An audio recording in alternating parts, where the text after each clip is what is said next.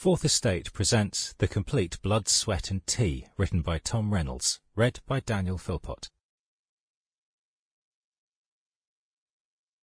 Prologue. Too young. Yesterday started well. We had the only new yellow vehicle on the complex, and it really is an improvement on the old motors. But then we got a job that should have been routine, but unfortunately was not. We were given a 34-year-old male seizure at a nearby football pitch in the middle of a park. Also leaving from our station was the FRU, a fast car designed to get to a scene before the ambulance. As we had a new motor, we were able to keep up with the FRU.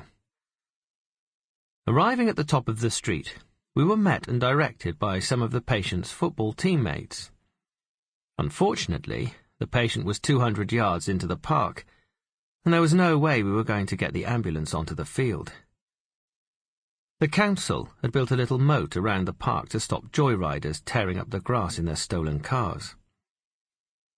The FRU paramedic had reached the patient first, and I ran across the field to get to the patient as the paramedic looked worried. And this isn't someone who normally worries. As I reached the patient, carrying the scoop, which we would use to move him, the paramedic asked me if I thought the patient was breathing.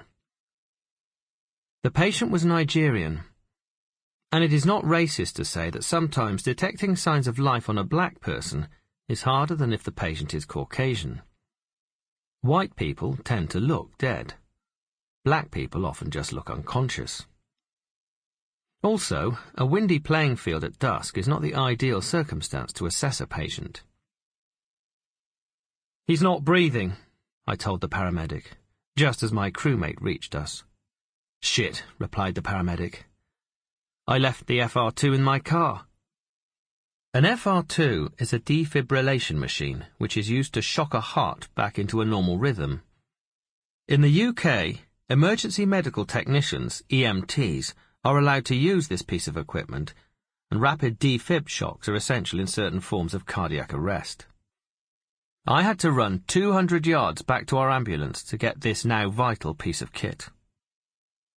On my return, my colleagues had started to bag the patient. This means using equipment to breathe for the patient and performing cardiopulmonary resuscitation, or CPR, which is the procedure to keep blood flowing around the body in the absence of a pulse. Attaching the defib pads, I saw that the patient was in fine VF, ventricular fibrillation.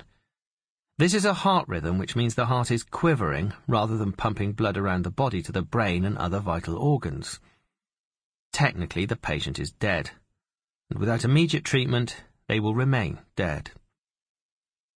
We shocked the patient once, and his heart rhythm changed. It changed to asystole.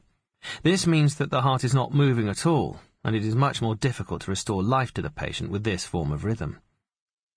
We decided to scoop and run to the nearest hospital. The paramedic secured the patient's airway by passing a tube down the windpipe, and we got the patient onto the scoop, all the time continuing the CPR and giving potentially life-saving drugs. We then carried him, with the help of his teammates, to the ambulance and rushed him to hospital. Unfortunately, the patient never regained consciousness and died in the resuscitation room.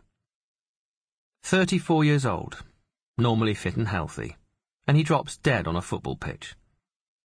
Despite our best efforts, there was nothing more we could have done for him. The treatment went according to plan, and the resuscitation attempt went smoothly. This was a proper job, but one job we would have happily done without. Blood, sweat, and tea. Why won't they let me do this? Here is a moan about something that I am not allowed to do. I'm not allowed to run people over in my job. I could really clear the streets of a lot of stupid people if I was able to do that. Picture the scene. There I am, driving through the streets of London in a big white van, with blue flashing lights, loud sirens running, and the word ambulance written in rather large letters. As a pedestrian, what would you do? Sample complete. Ready to continue?